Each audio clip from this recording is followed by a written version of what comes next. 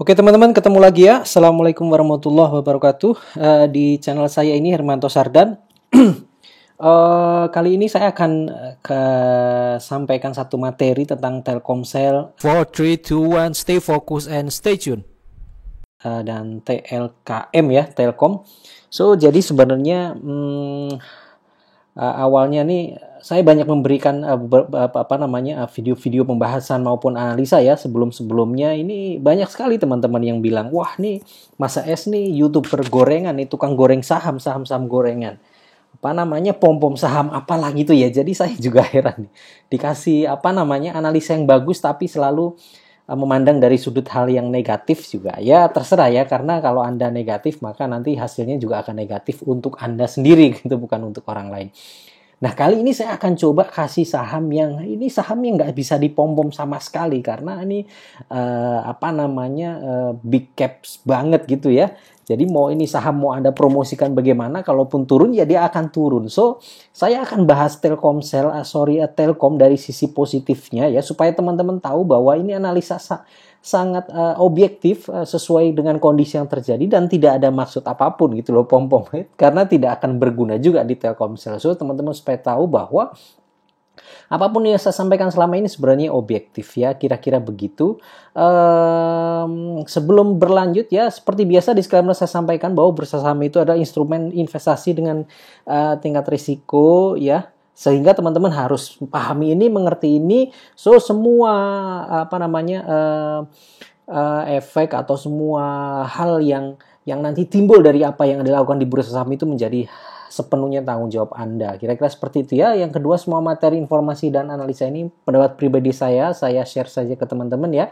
Tidak ada maksud untuk mendapatkan keuntungan apapun. Yang ketiga ya, tidak ada rekomendasi jual atau beli ya. Memang saya nggak nyuruh jual atau beli. Kalaupun itu naik ya, syukur-syukur yang ikut beli karena ikut analisa ya, itu rezeki Anda. Kira-kira seperti itu. Yang nggak beli juga nggak masalah. Yang pasti Anda juga dapat ilmunya. Ya, yang terakhir, sebenarnya objektif dari semua video-video saya adalah edukasi pasar modal untuk teman-teman semua. So, sebelum berlanjut seperti biasa mohon dukungannya teman-teman, like video ini ya, kemudian share juga ke komunitas masing-masing teman-teman. Bagi yang belum subscribe, mohon subscribe dan nyalakan notifikasi, klik loncengnya. Mudah-mudahan semoga teman-teman tidak ketinggalan ya video-video selanjutnya yang ke depan tentu akan selalu update. Mudah-mudahan setiap 2 hari sekali akan ada video. So,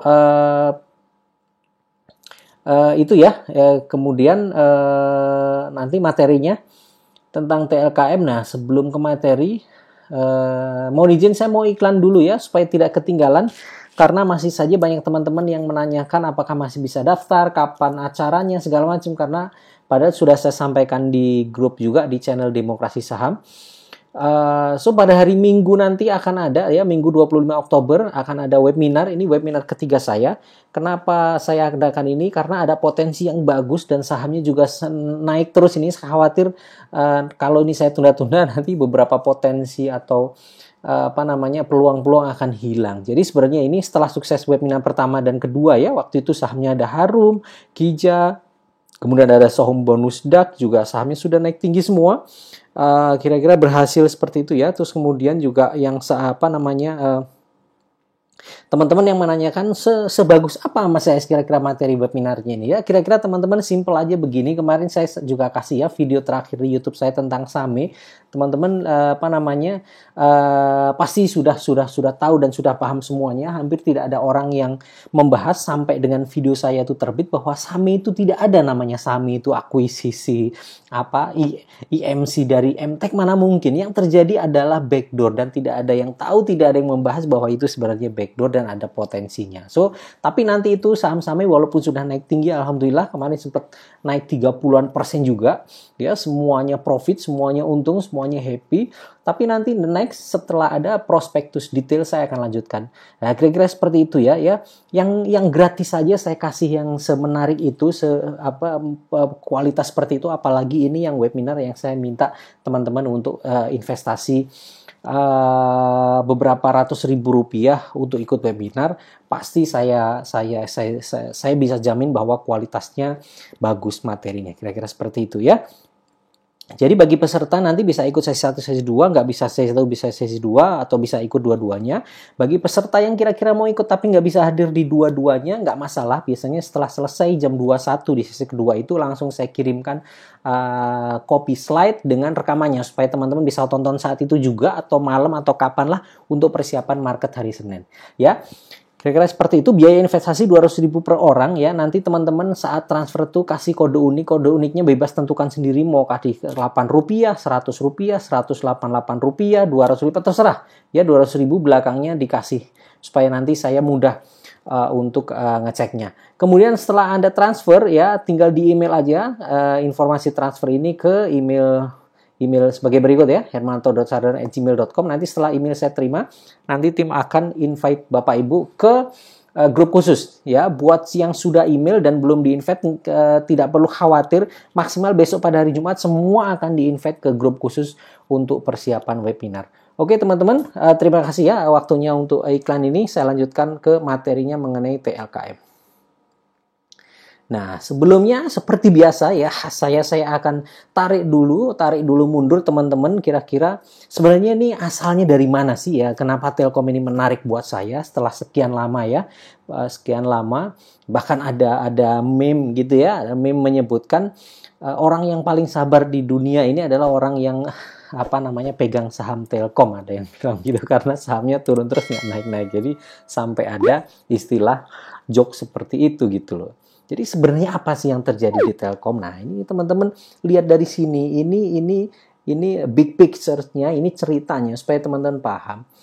Pertama pada tanggal 15 Februari ya. Di 15 Februari ini di China sudah ada pandemi COVID-19 ya, tapi IHSG saat itu masih baik-baik saja. Memang koreksi, tapi koreksinya nggak ada hubungan dengan pandemi waktu itu karena ada kasus reksadana bermasalah segala macam ya.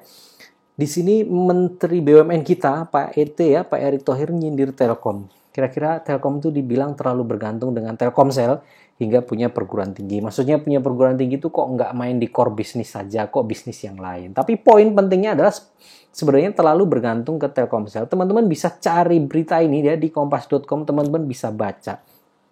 Intinya adalah yang disoroti Pak Erick Thohir saat itu, kenapa Telkom tuh bergantung sekali dengan Telkomsel. Bahkan 70% lebih pendapatan Telkom berasal dari Telkomsel. Bahkan saat itu Pak Erick bilang, ya mending gak usah pakai Telkom saja, Telkomsel aja langsung ke Kementerian BUMN. Nah itulah sejak saat itu kayaknya waktu itu terus Telkom terus turun ya, harga sahamnya turun dalam. Nah ya, kira-kira begitu. Terus satu hal lagi yang disoroti Pak Erick Thohir, yang enak nih malah justru asing karena asing ada yang dapat dividen dari Telkomsel. Jadi pesan dari sini sebenarnya ya, pesan dari kejadian ini atau dari sindiran Pak Erick Thohir ini adalah gimana kira-kira nih pemerintah atau Kementerian BUMN ini bisa mentransformasi Telkom sehingga Telkom menjadi lebih bagus ke depan. Nah, kira-kira begitu. Nanti ceritanya dimulai dari sini sebenarnya, teman-teman. Nah, coba sebelum berlanjut ya, kita lihat dulu chartnya. Ini kan chartnya ya. Sekitar 15 Februari itu kan di sini nih. Di sinilah. Ini kira-kira nih harganya 3.700-an ya, 3.700-an. Di sinilah. Nah, ini kan langsung anjlok nih ya, ini. Nah, ini Pak Erick ngomong nih langsung turun nih, turun. Nah, ini sempat naik, udah naik di sini. Pas pada awal-awal Maret kena yang namanya COVID-19 itu ya, anjlok. Sampai hari ini anjlok. Ya, kalau saya lihat harga Telkom hari ini tuh sebenarnya sama dengan harga kapan ini ya, tuh. Teman-teman tinggal tarik aja ini, tuh. Sama dengan harga 2015, teman-teman. Jadi teman-teman beli Telkom hari ini sebenarnya sama dengan beli Telkom pada tahun 2015. Jadi sudah ngirit investasi berapa lama nih gitu ya. Ya, sama dengan waktu itu orang yang nabung saham tahun 2015, kira-kira seperti itu ya. Yang menarik di mana? Saya kembali ke slide ya. Nah, ceritanya dari sini. Oke, saya lanjutkan.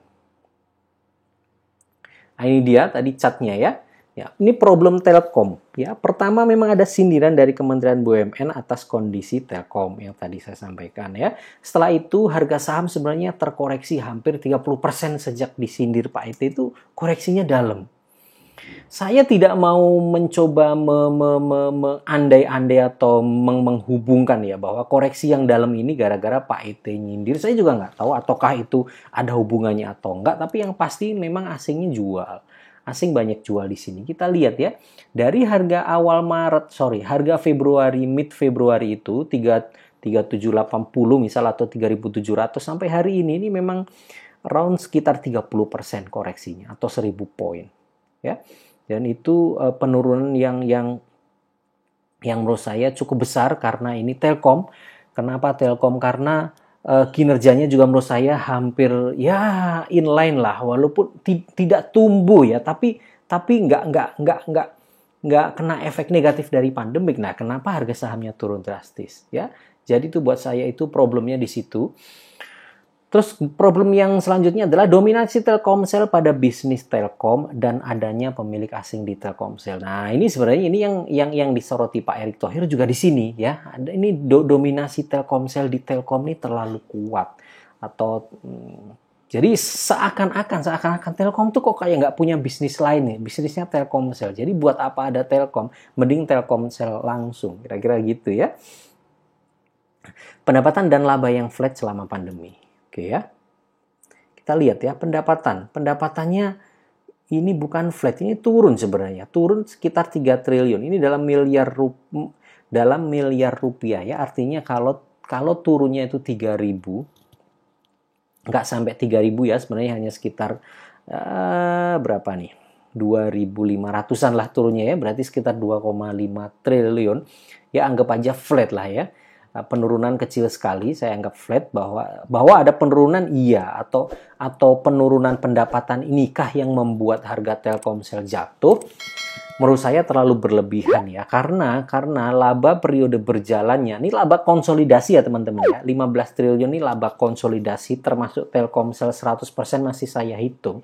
Sebenarnya masih inline ya, tidak ada penurunan ya, 15,4 triliun dari 2019. Makanya saya tulis di sini problemnya adalah pendapatan dan laba yang flat.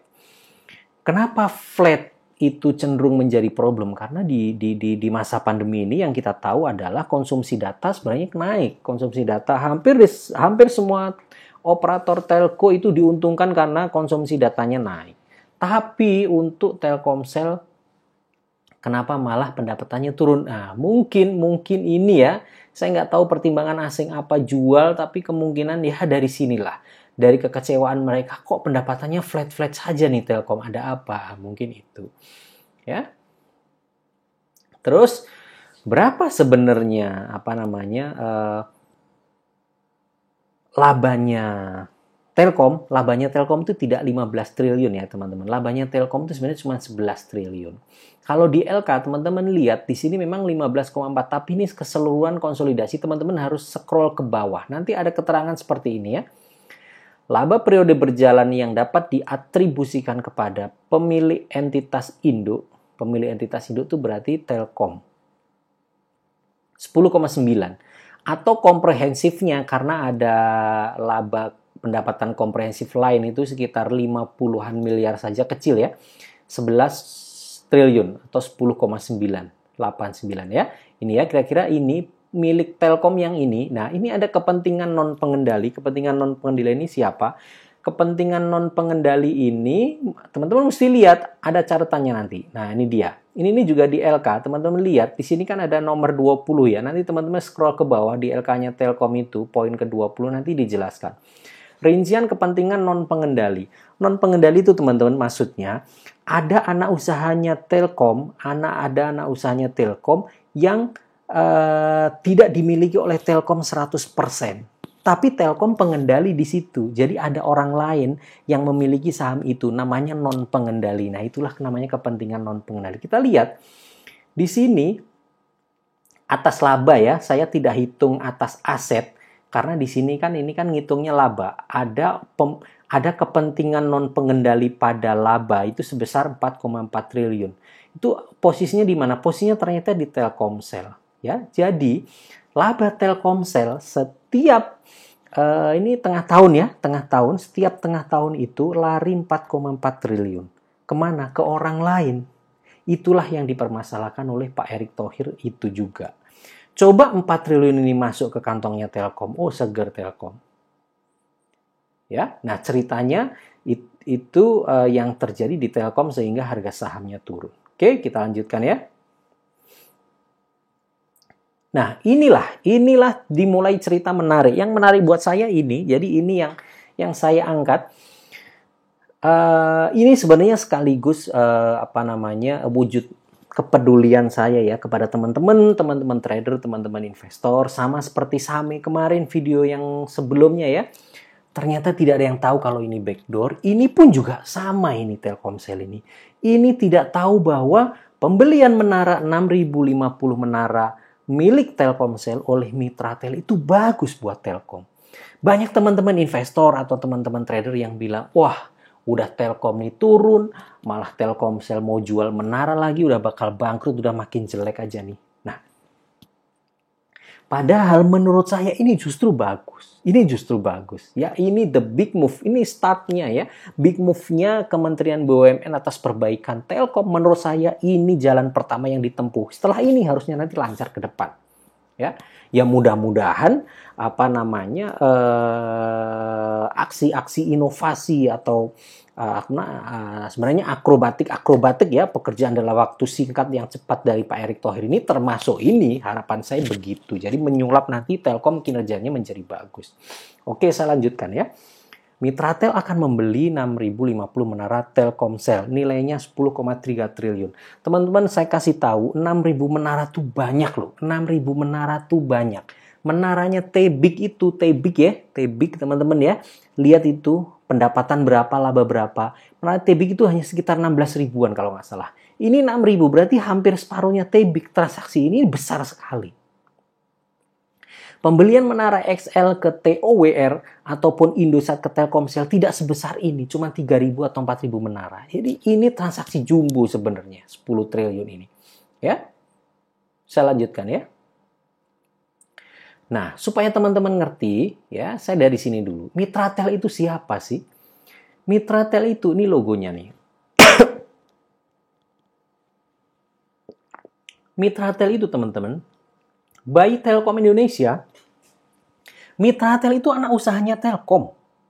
Bukan siapa-siapa, dia itu anak usahanya Telkom. Jadi teman-teman harus tahu. Mitratel itu perusahaan seperti T-Big, seperti TOWR. Ini perusahaan penyedia tower. Udah, that's it. Perusahaan itu aja. Kayak apa perusahaannya? Plek kayak T-Big, kayak TOWR. Ya, yang kecil tuh ada CENT, ya, CENT. Kalau yang menengah-menengah ada namanya Bali, tapi dia khusus di Bali. Bali ini sahamnya nggak liquid. Ya, inilah Mitratel ya. Lihat Mitratel, menaranya di mana-mana nih, banyak sekali ya. Di mana-mana banyak sekali nih. Tuh. Total menara Mitratel sebelum akuisisi itu sekitar 16 ribuan. Ya, sekitar 16 ribuan.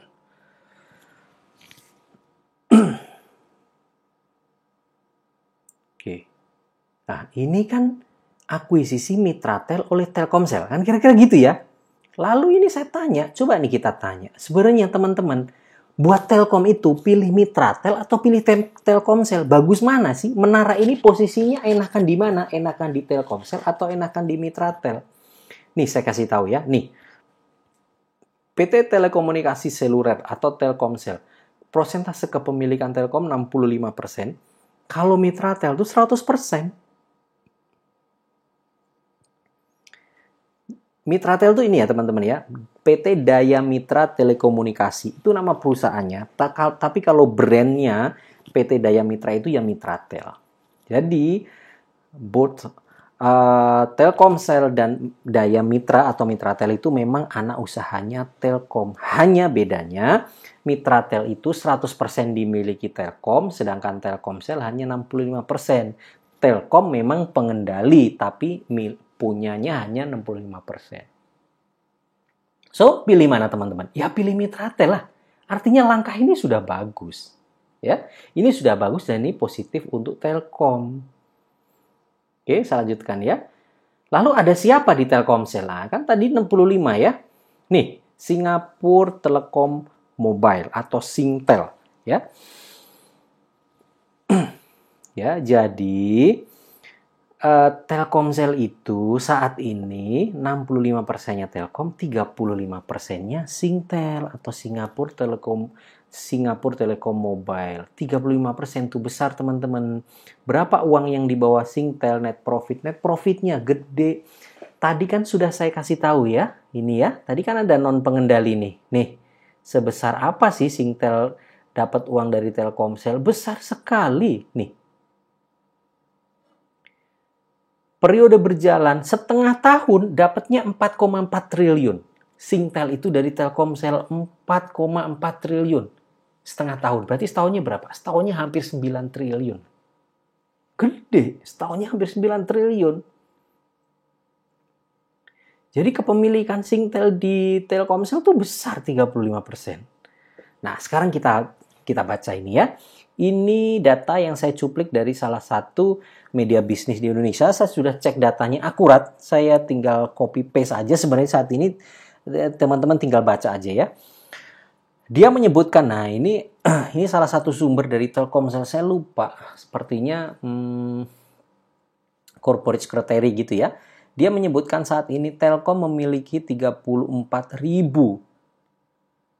menara yang terdiri dari 18.000 menara Telkomsel. Jadi Telkomsel itu tadinya punya 18.000 menara.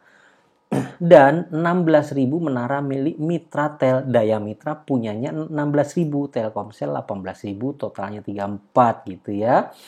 Dengan jumlah menara tersebut, Mitratel menjadi menara terbesar kedua saat ini. Ini terbesar kedua. Pertama siapa? TOWR. TOWR itu 21.000. Pada tahap pertama, Telkom akan mengkonsolidasikan sekitar 5.000 sampai 6.000 ya, menara milik Telkomsel ke Mitratel. Konsolidasi ini akan dilakukan sehingga Mitratel menjadi penyedia menara terbesar di Indonesia. Yes, bener.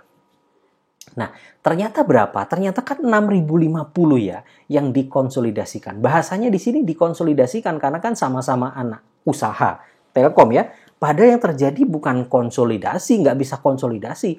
Yang terjadi sell and purchase. Kenapa? Karena Telkomsel separuhnya, bukan separuhnya, 35% yang dimiliki Singtel. Coba teman-teman gini, teman-teman hitung aja nih. 18.000. Singtel punya 35%. Jumlah menara Singtel, misal nih kalau Telkomsel nih bisa dibelah-belah gitu ya, asetnya bisa dibelah. Aset menaranya Singtel berapa kira-kira teman-teman? 35% dari 18.000. 6.000-an kan? Ya 6.000-an. Nah, ini informasi penting yang saya dapatkan ya. Saya sampaikan khusus buat teman-teman. Teman-teman mesti tahu, Singtel itu dari zaman dulu sejak dia masuk Telkomsel. Sebenarnya pemerintah itu memang berkeinginan mau ngambil itu tower. Dari Telkomsel mau dibeli oleh Telkom. Anak usahanya Telkom dalam hal ini Mitratel. Tapi dari kemarin tetap nggak bisa. Tetap nggak mau. Singtel ngotot, saya tidak setuju kalau Telkomsel jual menara, even ke saudara sendiri. Saya nggak setuju. Nah, saat ini ternyata di bawah Pak Erick Thohir menang kita. Kita bisa beli itu. Mas AS, kenapa yang dibeli cuma 6.000? Informasi yang dapatkan ternyata 6.000 tuh sebenarnya deal internnya dia tuh ya itu mencerminkan punyanya Singtel aja. 6.000 itu. Walaupun nanti sisa yang masih ada 12.000 itu ya Singtel masih punya situ. Nanti kalau ada pendapatan pun dividennya masih punya situ. Tapi ada tapinya nih. Sebenarnya ini simbol bahwa Singtel ini sudah setuju menaranya tuh diakuisisi Mitratel. Lalu apa Mas Es? Jadi sebenarnya nanti begini. Kan nanti sisa 12.000 itu. 12.000 itu setelah 6.000 ini berhasil, Mitratel nanti menjadi pemilik menara nomor 1 karena jumlahnya menjadi 22.000 ya. 16 ditambah 6.000. Setelah itu Mitratel IPO. Setelah IPO rencana selanjutnya sisa menara ini 12.000 mau diakuisisi lagi oleh Mitratel. Jadi Telkomsel nanti kemungkinan sudah nggak ada menara. Menaranya sudah ditaruh di Telkom semua. Dalam rangka apa itu? Dalam rangka sebenarnya kan mengurangi kan? Ya. Kan tadi kan dari awal tadi tuh yang slide pertama tadi kan saya jelaskan kan, Erick Thohir tuh nyindirnya apa sih? Nyindirnya sebenarnya keenakan nih. Ada asing nih dapat duit dari Telkomsel. Tapi kan Singtel susah kan, sahamnya kalau dibeli juga pasti mintanya mahal. Akhirnya di take outin aja asetnya. Sumber-sumber pendapatan Telkomsel diambilin. Loh, Telkom rugi kok. Telkom nggak rugi buat Telkom. Kan pindah ke anak usaha yang lain. Justru memperbesar pendapatan kita karena tadinya Singtel punya pendapatan, sekarang nggak punya dari Menara. Ini kira-kira begitu. Ini buat saya big move. Saya juga, wah ini luar biasa nih. Ya, patut diacungi jempol. Mudah-mudahan ini on track. Segera IPO, setelah IPO sisanya akuisisi sekalian. Gitu. Nah, saya kasih nih sisi berita lain. Ini berita bukan di Indonesia, ini di Singapura. Ya, lihat. Ini teman-teman bisa search berita ini di Google ya, atau nanti linknya saya kasih. Telkomsel's tower sale will boost Singtel dividends DBS. Ya, jadi memang Singtel ini sudah setuju saat ini. Saya nggak tahu apakah karena saat ini Singtel ini kesulitan likuiditas. Karena teman-teman tahu sendiri Singapura ya GDP-nya minusnya berapa itu. Ya, mereka sedang kesulitan keuangan. Akhirnya mereka menyerah. Saya juga nggak tahu. Tapi kira-kira di sisi sana pun seakan-akan ya nanti dari penjualan tower itu langsung untuk ngebus dividen. Jadi mau di take out uangnya oleh Singtel kira-kira begitu loh. Ini teman-teman nanti bisa baca sendiri ya.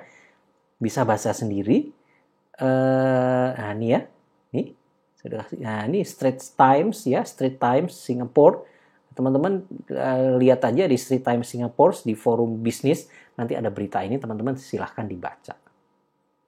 So tapi ceritanya kalau saya baca ya mirip-mirip saja. Memang tujuannya untuk itu gitu loh. Ya. Nah, lalu efek positif buat Telkom apa? Nah, ini yang saya tulis ya. Nanti teman-teman tinggal bisa koreksi. Kalau bisa kasih masukan-masukan nanti ke komentar, nanti kita diskusikan. Pertama, EBITDA Telkom tentu akan naik dari bisnis non-Telkomsel. Gitu ya. Ini mengurangi dominasi Telkomsel pada bisnis Telkom. Sebenarnya kan yang diminta Erick Thohir kan ini. Ya, supaya Telkom tuh ya kuat kakinya di luar kaki Telkomsel gitu loh. Yang sebenarnya menurut saya juga mengurangi aliran uang dalam tanda petik ke Singtel. Pasti dong. Tadinya Singtel full Telkomsel punya Menara. Sekarang Menaranya di take out, dijual. Akhirnya Telkomsel harus sewa lagi Menara ke Mitratel. Gitu. Ya, setelah kemenangan ini, saya anggap ini kemenangan. Karena bertahun-tahun selama ini Singtel nggak mau jual, sekarang mau jual. Ya. Setelah kemenangan ini, rencana ke depan lebih, ini bukan lebih murah, tapi lebih mudah ya. Rencana ke depan akan lebih mudah mengkonsolidasikan sisa tower Telkomsel ke Mitratel. Nah, tadi ini yang saya sampaikan ya, masih sisa sekitar 12.000, mungkin setelah IPO tinggal diambil. Karena kira-kira ini sudah menang posisinya. Nah, sebenarnya kalau saya ya, sebenarnya ini kalau saya boleh usul, segera, jadi Mitratel harus segera IPO supaya kondisi yang saat ini mendukung ya, kondusivitas yang mendukung kenapa Singtel setuju towernya diakuisisi itu nggak berubah. Let's say misal gara-gara pandemi. Jangan sampai nanti cash flow-nya Singapura keburu bagus, keburu nggak mau lagi. Langsung langsung harus cepet dihajar sekarang. Gitu ya. Sisa tower Telkomsel ke Mitratel ini akan makin memperbesar aliran pendapatan dan laba ke Telkomsel. Sudah pasti ya, karena Mitratel kan 100%, sedangkan Telkomsel ada Singtel. Efek positif untuk Telkomsel jadi adalah Mitratel menjadi raja tower Indonesia, even hanya ditambah 6.050 menara, yes.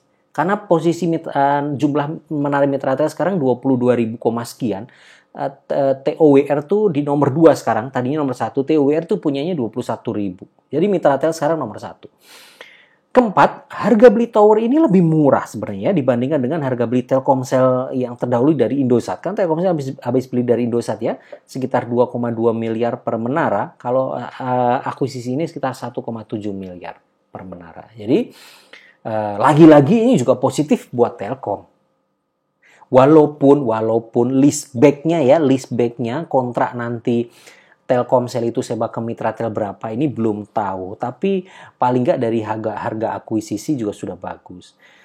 Menurut saya Telkom akan fight, Mitratel akan fight supaya harganya harga market juga. Harus begitu. Pasti nanti akan di price begitu. Oke, yang terakhir, TOWR dengan menara sebanyak 21.000. Saya cuma mau membandingkan EBITDA aja ini ya. TOWR dengan menara sebanyak 21.000 menghasilkan pendapatan tahunan 7,3 triliun. Ya, pendapatan tahunannya 7,3 triliun dengan EBITDA 5,9. EBITDA-nya tinggi sekali bisnis tower ini ya, 81% dari sales. So, bayangkan kalau 18.000 itu masuk, let's say kalau 21.000 saya 7 triliun, mungkin 18.000 itu 6 triliun. Total tambahan pendapatan ya, dengan EBITDA yang ya 80% kira-kira kali 6 ya 8 kali 6 4 triliun lah gitu. Nah, itu yang selama ini dinikmati oleh Mitratel 35%-nya. Dinikmati oleh Singtel, nanti mau diambil alih semua oleh Mitratel. Oke. Nah, kira-kira seperti itu teman-teman sharing saya ya mengenai Mitratel, mengenai akuisisi menara ini. Apa yang menarik dari Telkom, buat saya ini adalah langkah pertama, the big move-nya dari Kementerian BUMN untuk membenahi Telkom. Ini efek positifnya ini saya sampaikan. Saya tidak detail bahas valuasi, hitung-hitungan segala macam, enggak, itu mungkin next video. Tapi video sangat penting ini untuk membuka wawasan teman-teman supaya teman-teman mengerti bahwa Telkomsel jualan menara itu bagus, bukan jelek. Itu bagus banget.